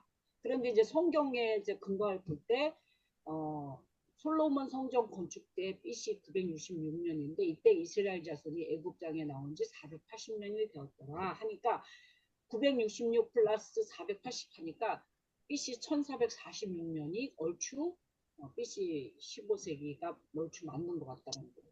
뭐 학자들은 그렇게 추정을 해요. 근데 이것도 다 의견이 달라요. 그래서 뭐 시기에 따라서 얘기하는데 하여튼 그래서 여러분들은 뭐 내가 볼 때는 그런 이 시기는 그냥 하여튼간에 BC 12세기에서 16세기 사이에 있었구나 이렇게 아시면 될 것 같고요. 그 다음에 이제 출애굽한 이스라엘 백성의 그때 숫자가 60만 명인데 이 60만 명이면요 이 식량과 물 가축대가 어마어마하잖아요. 그러니까 이게 참 상상할 수가 없을 정도로 엄청 많다라는 거죠. 그리고 또 제가 한 몇 년 전인가 그 홍해가 되게 물이 얕대요. 근데 성경이 거짓말한다. 그 홍해가 갈라지고 뭐 그랬다 건넜다 이러는데 그럴 수가 없다 뭐 이러면서 논란하고 그런 거를 반박하는 글들을 보게 됩니다. 어쨌든 간에 이제 하여튼 이 60만 명이 식량과 물을 공급받으면서 가축들을 이끌고 나오게 되죠. 그래서 성경의 출애굽기에 중요한 단어가 들어가고 나가고 이 단어가 계속 반복된다는 거죠. 그리고 이제 한 가지 또 살펴볼 게 애국으로 들어간 이스라엘이 70명이라고 그랬거든요. 출애굽기에 1장 5절에. 그런데 사도행전에 보면요. 75명으로 나와 있어요. 그래서 이게 조금씩 숫자적으로 조금 다른 거 이런 것들이 이제 성경이 왜 안 맞냐 뭐 이러면서 이제 다른 것들이 있습니다. 어쨌든 이거는 이제 여러분들 참고로 알아두시면 되고요. 자, 모세의 이름은 누가 지어줬어요? 모세의 이름은? 모지스 누가 지었어요? 건전함을 받은 자는 누가 졌어요? 바로의 딸이 졌잖아요. 바로의 딸이. 그래서 이것도 모세 이름도 이방 여자 바로의 딸이 졌다라는 것도 좀 생각해 볼 필요가 있고요. 자, 노의 아들 모세가 애굽 왕자가 되어서 이스라엘 백성을 출애굽하는 역전의 드라마. 애굽의 왕을 비웃는 기가 막힌 하나님의 섭니다. 왜냐하면은 그때 그 바로가 막 아들을 죽이라고 막 그런 명을 내리는데 아이러니하게도 바로의 딸은 또 히브리인 아들인 걸 알면서도 왜냐하면 그 히브리인들은 그 뭐죠 베개 강보가 다 표시가 돼 있거든요. 알 수가 있거든요. 그런데도 이 바로의 딸도 이제 아들을 못 낳았던 여자라서 이 히브리 아들인 걸 알면서도 이렇게 아들로 삼았다는 거, 이런 것들이 대단히 아이러니하고 역전적인 그런 모습을 볼 수가 있습니다. 그다음에 이제 미리암과 아론과 모세의 나이 차이 같은 것도 좀 살펴볼 필요가 있어요. 그러니까 아론하고 모세가 3살 차이죠. 그렇죠? 또 미리암은 아마 더 나이가 많았을 것이다라고 추정할 수 있습니다. 왜냐하면 미리암이 모세가 그 갈대 상자에다가 이제 엄마 요게벳이 이렇게 넣었을 때 따라가잖아요. 그 정도 따라가고 그 바로의 딸하고 대화를 할 정도면 어느 정도 인지가 있고 판단력도 있을 거니까 한 15살 정도는 차이가 나지 않을까, 모세랑 최소한. 그런 상상을 해봅니다. 주제에 해당하는 성경 본문에서 하나님의 부르심을 받아서 이스라엘 민족을 출애굽시킨 모세를 모르는 사람은 없다. 우리가 출애굽기를 통해서 모세가 애굽의 왕자가 된 이야기, 호렙산에서 하나님 만난 이야기, 바로에게 내린 10가지 재앙 이야기, 또 홍해를 건넌 이야기, 애굽 군대가 몰살된 이야기, 불과 구름 기둥 이야기, 이런 놀라운 기적들을 베푼 하나님과 위대한 이스라엘 지도자 모세를 기억합니다. 하지만 이스라엘 백성을 출애굽시킨 지도자 모세가 있기까지 뒤에서 도와주고 생명을 살리기 위해서 애쓴 사람들이 다 거의 여성이라는 사실에 대해서는 별로 생각해 본 적이 없는 것 같다. 그러니까 애굽의 총리가 된 요셉과 이스라엘 백성의 종살이가 시작됐습니다. 일단 하나님께서 창세기 15장에 여호와께서 아브라함에게 이르시되 네가 네 자손이 이방에서 객이 되고 그들을 섬기겠고 400년 동안 그들의 네 자손을 괴롭게 할 건데 나중에 내가 징치해가지고 네 자손들이 큰 재물을 갖고 나올 것이다 라고 먼저 말씀을 주셨습니다. 그러나 이제 아브라함 같은 경우는 뭐 그것이 자기랑 상관이 없으니까 자기 후손 먼 훗날의 일이니까 그냥 별로 신경을 안 썼겠죠. 근데 이제 요셉을 알지 못하는 새 왕이 나오게 됩니다. 그래서 이스라엘 백성들이 이제 노예가 되는 거죠. 노예가 되다 보니까 노역을 하는데 흑이기, 벽돌 굽기, 농사일을 하게 됩니다. 그런데 애굽 사람들이 두려워하는 것 중에 한 가지가, 애굽 사람들은 별로 자손이 번식이 안 되는데 이스라엘들 보니까 번성이 어마어마한 거예요. 그렇게 막 노역을 시키고 그래도 막 번성이 어마어마한 거예요. 그러니까 이게 왜 그러냐면요. 지배하는 나라의 입장에서 봤을 때는 두려운 거예요. 그 당시는 항상 남아의 출산이 되게 두려운 거죠. 그냥 남자가 많아지면 위험해지니까요. 그래서 그 애굽의 바로가 이제 죽여라, 아들은 남자는 죽이고 여아는 살려라, 이렇게 됐는데 이게 이제 예수님과 이 모세의 출생 환경과 거의 유사하죠. 예수님도 로마의 지배를 받았었고 모세는 애굽의 식민이었고 그러니까 눌린 상태, 시대적으로 지배를 받는 상태. 그 다음에 남자는 죽이고 여아는 살려라. 이것은 이제 헤롯이 2살 아래 사내 아이를 죽이라고 하니, 왜냐하면 동방박사 3명이 찾아와서 이스라엘에, 그러니까 그 당시에 헤롯이 유대인의 왕이었는데 저는 그 성경을 보면서도 그런 게 눈에 보여요. 헤롯이 유대인의 현재 왕인데 동방 박사들이 와가지고 3명이 와가지고 유대인의 왕으로 나신 이가 누구냐 그래 버리면 머리가 안 돌겠어요? 빵 돌지? 그럼 죽여야죠 당연히. 자기가 유대인의 왕인데 유대인의 왕으로 나신 이가 누구냐 이래 버리니까 이 헤롯이 예수님을 죽이게 된 거죠. 그 다음에 이제 여기서는 남성과 여성의 역할 같은 것들, 예수님이 탄생할 때 여러분 잘 아시다시피 마리아가 어떤 역할을 했는지, 아버지 요셉은 별로 한 게 없잖아요. 예수님 당시 때도. 사실은 요셉은 예수님의 아버지는 아니죠. 예수님의 아버지는 성령으로 잉태됐으니까, 남자 없이 됐으니까 예수님의 아버지는 하나님이시죠. 하여튼간에 이제 여성의 역할이 이제 분석을 좀 우리가 해볼 필요가 있다. 자, 출애굽기는 하나님과 하나님 백성과의 관계가 어떠해야 하는지를 보여줍니다. 왜냐하면은 출애굽기에서 그 모세가 항상 바로에게 주장하는 게 뭐냐면 우리 이 백성들은 하나님의 백성이다. 가서 예배를 드리게 빨리 풀어달라, 이렇게 얘기합니다. 그래서 이 선민의 탄생과 구속, 율법과 제사의 기원, 이런 것들을 이제 노역에서 예배로의 백성, 예배드리는 백성으로서를 이 정체성을 보여주는 게 출애굽기죠. 우리 이스라엘 백성은 하나님께 예배드리는 백성이다. 너희들 앞에 애굽에 지금 노역할 그런 백성이 아니야. 이제 이렇게 얘기하는 거죠. 자, 하나님의 뜻과 모성. 하나님의 뜻과 모성. 저는 여러분들 지금 성경을 보시면요.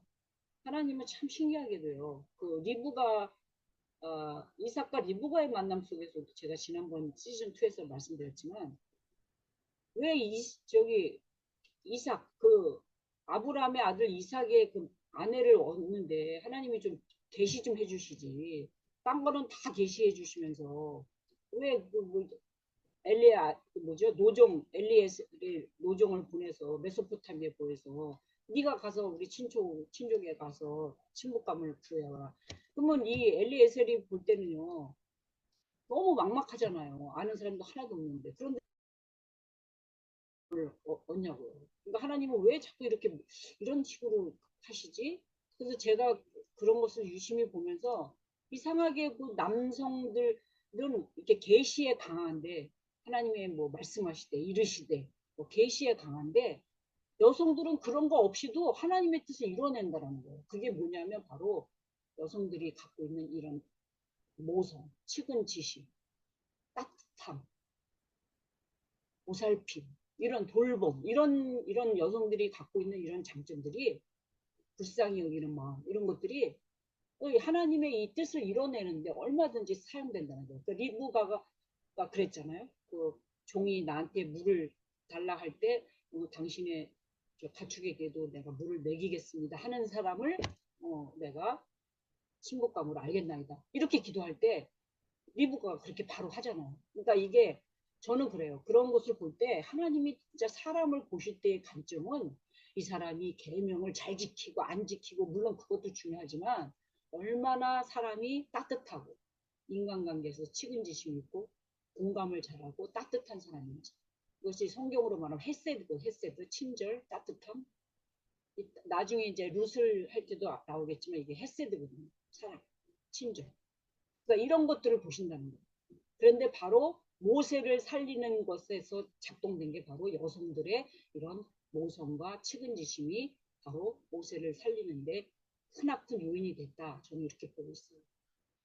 자, 이제 외국왕이 남아고동 나일강에 던지라는 명령이 떨어지자 즉시 히브리 이제 외국왕이 이제 명령을 내리잖아요. 그런 상황에서 했던 행동이 누구냐면 엄마 요게벳이 그 아들을 숨깁니다. 석 달을 숨겨요. 일단 명령을 딱 내릴 때 했던 행동은 요게벳이 석 달을 숨겨요. 근데 여러분 갓난아기가 조절이 안 되잖아요. 아 하고 울면은 배고파서 앙 하고 우는데 컨트롤 안 되잖아요.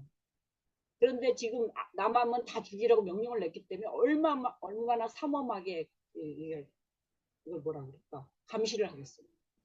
그런데 이 석 달을 숨겼다는 것은요 대단히 이 엄마가 생명을 걸었다고 볼 수 있어요. 이거는 그냥 단순히 엄마가 아들을 살리고 싶어서 모성으로만 했다고 볼 수 없어요. 이거는 그걸 어떻게 알 수 있냐면 이 요게벳이 그 아이의 준수함을 보고 잉태하여 아들을 낳았는데 그 준수함을 봤다라는 것은 이 엄마 요게벳에게 하나님께서 주신 특별한 직관, 이것은 무슨 계시가 아니라 하나님 뭐 특별히 요게벳에게 나타나셔서 얘가 무슨 이스라엘을 구할 아들이다 뭐 이런 게 아니라 그냥 이 요게벳이 이 신앙이 하나님을 경외하는 요게벳에게 주신 이 요게벳도 레이의 지파 여성이거든요. 그러니까 이 준수함을 받다라는 것은 직관이에요. 신앙적 직관. 그래서 얘가 분명히 뭔가 하나님의 뜻을 이룰 것 같다라는 직관을 갖고서 거기에 의존해서 이 아이를 그 다음에는 이제 3개월 이상은 더 이상 안 되니까 이제 갈대 상자에다가 엽청 나무 진을 칠해서 왜냐하면 물이 들어오지 못하게 진을 칠해서 이제 아기를 방보와 싸서 하숫가에 띄우는 거죠. 그래서 요셉이 요셉이 아니라 이 요게벳이 이스라엘 민족을 애굽의 바로 왕으로부터 구원하려고 하는 하나님의 뜻과 비전을 이 깨달았다. 준수함을 받다라는 얘기가 깨달았지 않았을까 이걸 보게 됩니다. 여기서 이제 비교할 것은 히브리서 11장 23절에서는 부모가 아름다운 아임을 보고 이렇게 되어 있어요. 그래서 요게벳이 아니라 부모라고 되어 있는데 일단 우리가 구약의 본문의 인물은 구약의 본문이 우선권이 있습니다. 그래서 요게벳이 신앙이 담겨 있다라고 보는 것이 더 정확합니다. 히브리서는 이미 신약 시대고요. 이미 또 하나 한 번에 이 관점이 들어간 거죠. 해석이. 그러니까 우리가 이 본문을 볼 때는 이 요게벳이 봤다라는 것에 중점을 방점을 찍어야 된다. 저는 그렇게 봅니다. 사실은 여기서도 아버지는 아버지가 누구죠? 모세의 아버지가 이드로 아니 뭐지? 모세 아버지 이름이 갑자기 생각이 안 나네. 하여튼 요게벳이 더 중요한 결정을 하게 됩니다. 신앙적으로 행동을 하게 됩니다. 그 다음에 이 히브리 산파가 또 결정적 역할을 합니다. 왜냐하면 십부와 부하가 이제 바로 왕이 명령을 내리잖아요. 너 남자아이면 다 죽여버려. 이렇게 냈는데 이 애굽 왕의 그 준엄한 명령을 어겨요. 그러면 그래서 모세를 살립니다. 그때 살리는데 자 이것이 목숨을 내건 것이 아니면 이렇게 못한다는 거예요. 그런데 성경은 뭐라고 얘기하냐면 히브리 산파들에게 하나님께서 은혜를 베푸셨다. 그리고 산파들이 하나님을 경외했다. 이렇게 얘기합니다. 그래서 제가 볼 때 이 히브리 산파들에게 대단한 그 믿음이 있었다. 왜냐하면 죽이지 않았기 때문에 산파들은 그 당시에 다 아기를 받아내는 역할을 하잖아요. 이 산파들이 없으면 아기를 받아내지 못하거든요. 그러니까 산파들을 그래서 이 산파들에게 명령을 한 거거든요. 애굽왕 바로가. 그런데 이 산파가 그것을 거부했고 나중에 물어보잖아요. 물어보니까 뭐라고 얘기하냐면 히브리 산파가 내가 가니까 벌써 이 히브리 여자들이 몸이 건강해서 벌써 다 낫더라. 막 이렇게 얘기를 하죠. 그러니까 되게 재치 있게. 왜냐면은 여자가 아기를 낳는 거 이런 것들은 바로 왕이 잘 몰라요.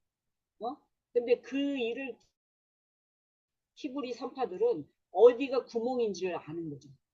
그 자세한 것들을. 그래서 이 바로 왕한테 그렇게 재빠르게 이제 이렇게 재치 있게 얘기하는 거죠. 그 다음에 세 번째가 누구냐면 미리암입니다. 모세의 누이. 아까도 얘기했지만 한 15살 정도의 차이가 나지 않을까 하는데요. 이 미리암이 이제 엄마가 갈대 상자에다가 모세를 놓고 뛰었을 때 계속 이 갈대 상자를 따라갑니다. 그 하수를 따라간다라는 건 거의 쉬운 게 아니잖아요. 왜냐면은 벌써 따라갈 때 벌써 이게 사람들이 막 캐치하고 막 너 뭐야 막 이러고 할 수도 있는 건데 그래서 지켜보기 위해서 그 멀리 서서 갈대 상자를 따라갔고 그렇게 계속 따라가다가 어디에 그게 도달하냐면 바로의 공주가 물가에 나와서 목욕할 때 그때 거기 나옵니다. 그때 재빠르게 또 다가옵니다. 멀리 서 있다가 또 재빠르게 다가가서 제가 볼 때는 이 바로의 공주와 대화를 할 정도면 그때 애굽의 식민이었으니까 이 바로의 공주가 히브리어를 하진 않았을 거 아니에요. 그러면 그 당시 식민이었기 때문에 아마 애굽의 언어를 이 미리암이 구사할 수 있었을 정도의 인지적인 능력이 됐을 것이다. 재치가 있었을 것이다. 그래서 바로의 이제 공주가 딱 물에서 건져내자 재빠르게 다가와서 자기가 유모를 구해오겠다고 제안을 합니다. 그러니까 유모를 구해오겠다고 제안하는 게 뭐냐면 이 모세를 쌓은 강보가 이게 히브리인이라 아이라는 걸 알게 된다는 거죠. 그러니까 히브리 아이니까 히브리 유모를 데려올게 하면서 누구를 해주냐면 바로 엄마 요게벳을 유모로 하게 되죠. 그러니까 봐보세요. 유모를 바톤 터치합니다. 그러니까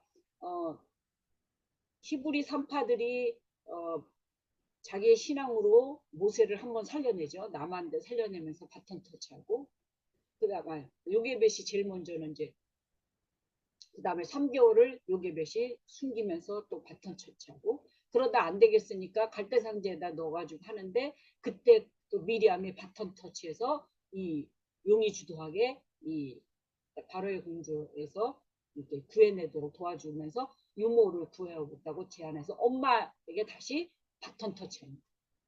근데 요 바로의 공주가 어떻게 이 히브리 아이인 걸 알면서도 아버지의 명령, 아버지 바로의 명령을 어길 수 있었던가? 그 성경에 보니까 불쌍히 여겨.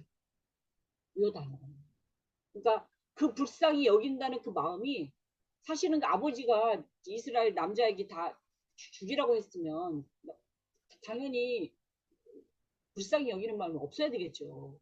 근데 아버지는 죽이라고 그러는데 딸은 불쌍히 여긴다? 이거 대단한 동력이에요. 그러니까 모세를 살릴 수 있는 동력이 된 거예요. 불쌍히 여겨. 성경에 나와 있습니다. 그러니까 이 불쌍히 여긴다는 마음, 이 단어가 스팔라키노 조마인데 스플랑키 조마이. 근데 이 단어가 어디에 나오냐면요. 신약에서 예수님이 들판에서 사람들이 예수님 말씀을 막 듣고 4천 명, 5천 명 막 들었을 때 예수님이 불쌍히 여겨. 그리고 뭐 누구를 고치실 때 불쌍히 여겨. 이 단어가 바로 이 단어. 그래서 예수님이 막 기적을 나타내시고 사람들을 병을 고치고 귀신을 쫓아내실 때 했던 그 동력이 뭐냐면 마음이 뭐냐면 불쌍히 여기, 긍휼히 여기. 그러니까 이것이요 신앙적으로 이 하나님의 뜻을 이뤄가는 데 있어서 대단히 중요하다는 걸 저는 알 수 있어요. 그래서 요새 하나님은 모세를 살릴 때 남성적 계시 없이 왜 여성들의 이 감성과 직관을 사용하셨을까? 그래서 믿음과 이 감성과 직관의 관계성은 무엇일까? 우리가 보통 이 교회에서 제가 들어온 것 중에 감정은 나쁘다. 뭐 감정적 신앙은 안 좋다. 막 이러는데 여러분 감정 없는 인간 있어요? 우리가 인간의 3요소가 뭐예요? 지정의잖아요. 지정의. 왜 자꾸 감정을 이렇게 나쁘게 보는지 모르겠어요. 인간의 감정 없이는요 아무것도 못해요. 신앙이 아니라 오히려 건강한 신앙의 디딤돌이에요. 이 감정을 우리가 너무 이게 정제시하고 타부시하는데 인간이 감정 없이는 어떻게 살아요? 느껴야지 살지. 그러나 중요한 것은 이 감정이 절제되지 못할 때 그게 문제인 거지. 이 감정은 대단히 하나님의 관계 속에서도 대단히 중요한 거예요. 그래서 우리가 성경을 보실 때요. 이렇게 이런 모세를 살리기 프로젝트에 헌신한 이 여정들의 이런 모습을 볼 때도요. 다 이런 불쌍히 여기는 온감, 그리고 용의 주도함, 엄마의 모성, 이런 것, 측은지심 이런 것들이 다 작동된 거예요. 그래서 모세가 이렇게 여성들의 이런 재치와 이런 목숨을 담보한 이런 헌신과 결단이 아니었다면 어떻게 모세가 살아서 이스라엘을 해방할 수 있는 지도자가 됐겠어요. 그러니까 이런 것들을 우리가 너무 무시했다라는 거 지금까지. 그냥 모세가 그냥 난 짠하고 나타난 게 아니라는 거예요. 모세가 짠하고 그리고 봐보세요. 요게벳이 유모가 됐으면 엄마 요게벳이 그 모세를 키우면서 얼마나 그 하나님에 대한 신앙을 가르쳐 줬겠으며 그 엄마가 가르쳤을 거 아니야. 남자가 가르친 게 아니라 그 어렸을 때부터 엄마인 유모가 된 엄마를 통해서 이 요셉이 얼마나 따뜻함, 여성성 이런 것들을 많이 가졌겠어요. 하나님에 대한 신앙뿐만. 그래서 왜 모세가 왜 그 히브리 사람들끼리 서로 싸우고 막 할 때 막 말리려고 하니까 사람들이 뭐라고 그러잖아요. 그러니까 이 모세가 대단히 그 안에 히브리성 그 정체성을 갖고 있었다는 거예요. 엄마의 유모 그 역할을 또 양육을 통해서. 그리고 특히 이제 저는 또 거기에 또 신경을 쓰는 게 모세가 온유함이 인류의 승하다 뭐 이런 말씀 있잖아요. 민수기에 보면. 그러니까 모세가 온유할까? 왜 온유했을까? 저는 모세의 주위에는 거의 다 여성이 있었어요. 모세가. 그래서 이런 것들을 무시하면 안 돼요. 그러니까 사람이 태어나서 성장하고 돌봄을 받고 이럴 때 그 주위 환경, 교육 환경, 보살핌의 환경, 돌봄의 환경 이런 것들, 그런 성향 이런 것들도 대단히 중요한 거잖아요. 그래서 우리가 이런 것들을 좀 다시 봐야 된다. 모세 살리기 프로젝트 이 본문을 통해서. 그래서 아브라함 햇셀의 말을 저는 참 좋아합니다. 예언자의 정신에는 감정적인 동정의 종교가 복종의 종교보다 더 잘 맞는다. 인간은 온 마음과 영혼과 온 힘으로 하나님을 사랑해야 한다. 종교적 동정의 특징은 자기 극복이 아니라 자기 헌신이다. 감정의 억압이 아니라 감정의 방향 수정이다. 공정은 대화적인 구조를 지닌다. 일침, 부끄러워함, 회개의 희망이다. 하나님은 생명, 인간, 의에 대한 당신의 관심 속에서 살아계신다. 그분의 관심은 바로 영혼이었다. 이게 대단히 중요한 거예요. 그러니까 그 예언자, 구약에 나오는 모든 예언자들이 이런 자기의 감정 이런 것에 하나님에 대한 헌신이 있었다는 거예요. 동정과 이런 이스라엘에 대한 그런 것들이. 그래서 무정량 이스라엘 죄를 회개하라 막 이런 선포적인 것만 갖고 있는 게 아니라 자기 에레미야 보세요. 에레미야. 자기가 그 에레미야 애가를 쓰잖아요. 그 자기 안에 있는 그 이스라엘이 자기가 뭐 잘못해서 이스라엘 멸망받은 것도 아닌데도 불구하고 자기가 그 이스라엘에 딱 내재화돼서 하나님 앞에 막 회개하나이다 하고 막 그 큰 연민을 하면서 그 애가를 부르는 그런 모습들. 그러니까 그 구약의 예언자들의 그 정신에는 그런 것들이 살아있다는 거죠. 그래서 오늘날 뭐 예언 받았다 그러고 막 외치고 이러는 거 다 쓰잘데없습니다. 하나님이 인간 안에 가지고 있는 이런 생명, 의 이런 것들에 대해서 가지고 있어야 돼요. 인간의 연민 대한 이웃에 대한 연민 이런 것들을 갖고 있어야 된다고 봐요. 예언자는. 그래서 기독교 신앙의 정수인 사랑을 실천하는 이런 감정을 무시하거나 위장하는 게 아니라 즐거워하는 자들로 함께 즐거워하고 우는 자들로 함께 울 수 있는 것이다. 슬픔에 쌓인 자의 감정을 쉽사리 정지하고 뭐 기뻐하라고 야단치는 게 아니라 그들의 아픔, 슬픔, 분노, 두려움, 기쁨과 한탄에 공감하며 위로해주는 실천에 들어있다. 그래서 저도 이제 우울증을 겪어본 경험이 있는데 우울증 겪으니까 네가 무슨 하나님을 제대로 믿는 거냐부터 시작해서 막 정죄하고 그러니까 제가 우울증으로도 힘들어 죽겠는데 더 정죄하니까 더 힘들더라고요. 하나님도 싫어지더라고요. 믿기. 왜냐하면 그들이 믿는 하나님이 싫어지니까. 그래서 우리가 진짜 21세기에 지금 점점점 사랑이 메말라지고 있는 상황이 정죄만 하고 막 분열하고 막 이런 지금 상황이 있잖아요. 교회가. 그래서 저는 이게 다시 이런 말씀을 통해서도 우리가 정말 다시 좀 되새겨 봐야 되겠다. 왜냐면 남을 정죄하는 데는 이미 내가 의롭다고 돼 있는 거고. 근데 예수님 그랬잖아요. 바리새인들보다 맨날 일주일에 뭐 금식 몇 번 하고 11조 드리는 바리새인보다 주여 나는 죄인이로소이다. 성전에 올라가서 가슴을 치던 그 죄인의 기도를 주님께서 더 의롭다고 여기신 것처럼 파스칼이 그랬나? 세상에는 두 종류의 사람이 있다. 자기를 의롭다고 생각하는 죄인과 자기를 죄인이라고 생각하는 의인 말이다. 이렇게 얘기하고 있는데 하여튼간에 우리 기독교인들은요. 자기 성찰을 많이 해야 돼요. 자꾸 남한테 잣대 들이대고 손가락질하고 이런 것이 아니라 저는 좀 문제가 교회가 너무 교리적인 것이라는 게 문제인 것 같아요. 너무 교리적인 것만 잔뜩 집어넣어가지고 그냥 무슨 얘기만 하면 다 판단하고 심판하고 막 정죄하고 그러는 게 너무 일상화돼 있어요. 기독교인들이. 교리 공부를 멈추고 선한 사마리아인처럼 강도 만난 자의 이웃이 되기 위해서 해야 되는 게 되게 중요하다. 저는 이렇게 생각해요. 그래서 네. 여성들의 배후에서 이들의 영적인 죽음을 각오한 헌신들을 사용함으로써 모세를 지켜내고 생명을 살려내고 그런 하나님의 놀라운 섭리가 이루어질 수 있도록 했던 것을 보게 됩니다. 이는 마치 예수의 성육신 탄생에서 동정녀 마리아의 엄마에 대한 헌신과 연상시키고 또 예수님이 십자가 지실 때 남성 제자들이 다 도망갔는데 여성 제자들이 끝까지 따라와서 십자가의 증인이 되었고 그래서 부활의 증인이 되었던 것들을 예표하는 것처럼 보입니다.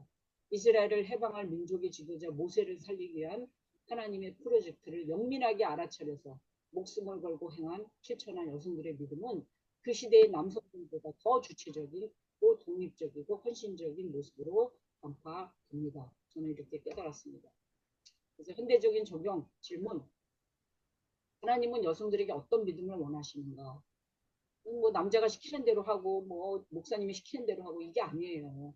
제가 성경을 보면 여러분들하고도 계속 여성의 성경 읽기를 나누지만 여성들 다 성경에 있는 여성들 정말 여성의 눈으로 보니까 다 주체적인 여성이었고 독립적인 여성이고 남자가 시키는 대로 안 했던 여성이기 때문에 하나님을 찾았던 여성이기 때문에 이들이 역사를 이뤄냈지 그래 다 순종하고 남편에게 순종했다간 다 망해버려요. 그래서 믿음의 여인상은 어떤 것일까? 이 아무도 주목하지 않는 이 히브리 산파 이 시프라프와 누가 주목했겠어요? 이 히브리 산파. 그런데도 이런 여성들이 자기의 생명을 걸고 애굽의 왕인 멍을 얻어서 이렇게 모세를 살려냈잖아요.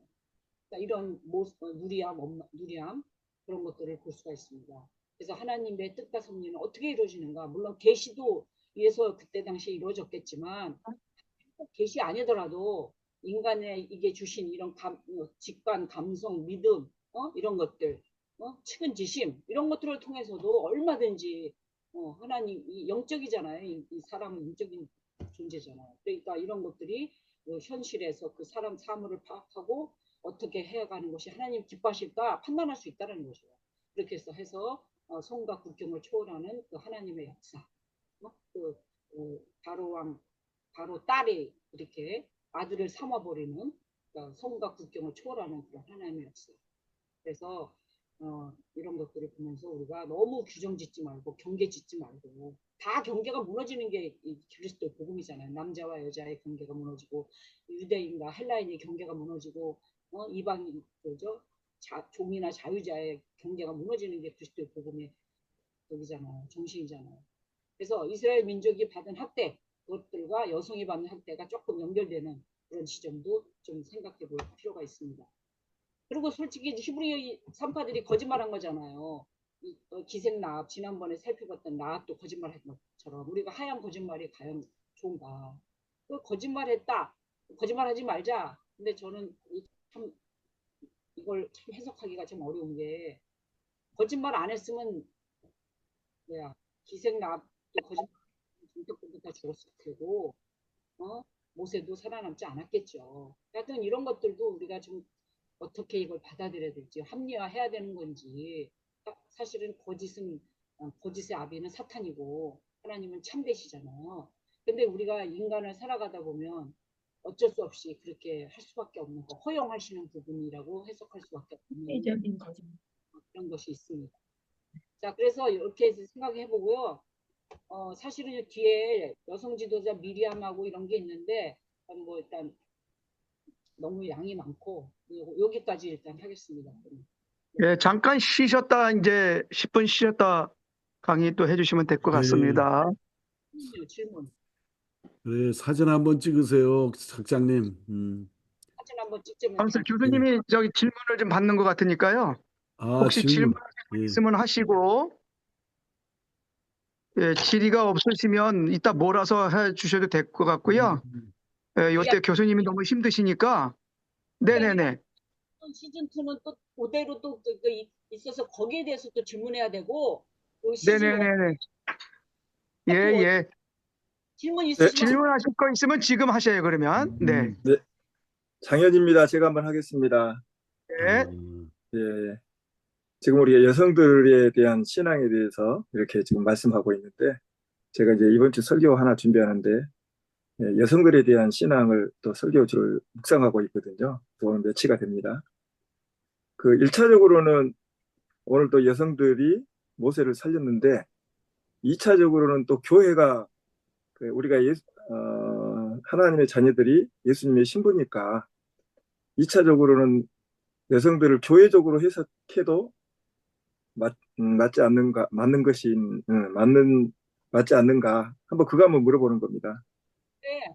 왜냐면은 교회가 교회 머리가 예수님이시잖아요. 교회 네. 머리니까 사실은 우리는 신부죠. 그래서 바울도 너희가 내가 중매한다. 예수 그리스도에게 중매한다. 그렇게 얘기하고 또 신랑 대신 예수님이라고 얘기하고 우리가 이제 세컨드 커밍 예수님 오실 때 우리 신랑 대신 예수님이 오신다.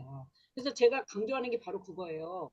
교회의 여성성, 신부성 이거 되게 중요한 거예요. 그래서 교회가 왜 여성 리더십을 활용해야 되냐면 그 예수님의 재림을 기다리는 교회의 모습이 여성성이 분명히 들어있거든요. 신부성에서. 그 슬기로운 5 처녀에서도 보면 마지막 날에 그 교인의 모습들, 슬기로운 5 처녀, 여성성이잖아요. 그 순결함. 그 다음에 신랑이 다시 온다. 말씀에 올인하는 거. 이런 것들이 있고요. 그 다음에 여성성이잖아요. 그 여성성이 뭐냐? 그 여성성은 남성성이 대변할 수 없는 또 여성만이 갖고 있는 여성성이 있단 말이에요. 각자. 그런 것들이 교회에서 많이 표출되도록 사실은 교회가 여성 리더십도 많이 활용하는 것이 건강한 예수님의 신랑이 되신 예수님을 맞이하는 신부성으로 대단히 좋다라고 제가 많이 주장을 해요. 그래서 교회의 신부성. 그래서 여성성이 딱 이거다 저거다 규정할 수는 없어요. 왜냐하면 여성마다도 다 다르니까요. 그러나 중요한 것은 하여튼 여성성이 발휘돼야 된다 하면 여성 리더십, 여성들을 많이 좀 세워서 여성들이 갖고 있는 아까도 뭐 모세 살릴 때 여성 이런 것들이 많이 특히 여성들은 돌봄 이런 것들 공감하는 능력들 이런 직관들 이런 것들이 많거든요. 남성에 비해서 훨씬 여성들이 좀 민첩한 것들이 있습니다. 네, 이런 것 신앙적으로 많이 활용돼서 하면은 교회가 훨씬 더 사랑도 많아질 것 같습니다. 지금 남성들이 잘 아멘. 네. 죄송합니다. 이런 말씀드렸어요. 네. 네, 감사합니다. 감사합니다. 네, 여러분 화면 사진 찍고요. 사진 찍고 화면은 그대로 놔두셔야 됩니다. 자, 사진 찍습니다. 하나, 둘, 셋. 예, 그대로 화면 놔두시고 지금 45분이니까요. 45분이니까 55분까지 들어와 주세요. 예. 감사합니다.